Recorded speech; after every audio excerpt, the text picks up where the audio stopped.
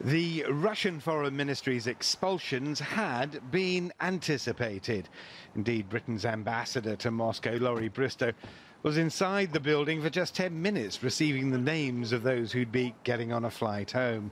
As well as expulsions, Moscow's added the closure of the British Council Cultural Centre in Russia and an end to plans for a reopening of a consulate in St. Petersburg. The expulsion numbers exactly mirror those expelled by the British at the Russian embassy in London. The row, a nerve agent attack in Britain on a former Russian spy, Sergei Skripal, and his daughter Yulia, both still critically ill in hospital. UK Prime Minister Theresa May has been briefed by police chiefs at the scene of the attack. She says the latest diplomatic expulsions in Moscow change nothing. Russia's response doesn't change the facts of the matter. The attempted assassination of 2 people on British soil, for which there is no alternative conclusion other than that the Russian state was culpable.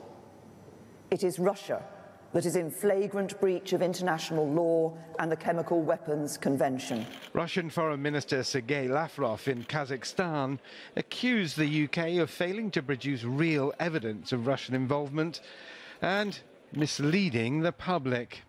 On Monday, the European Union meets to discuss the deepening crisis between London and Moscow.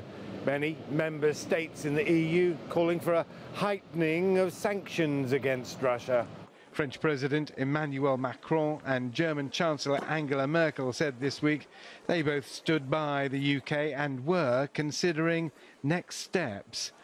In the UK, a murder hunt is underway following the death of Russian businessman Nikolai Glushkov. Police say the 68-year-old, an associate of the late Russian dissident Boris Berezovsky, had been strangled.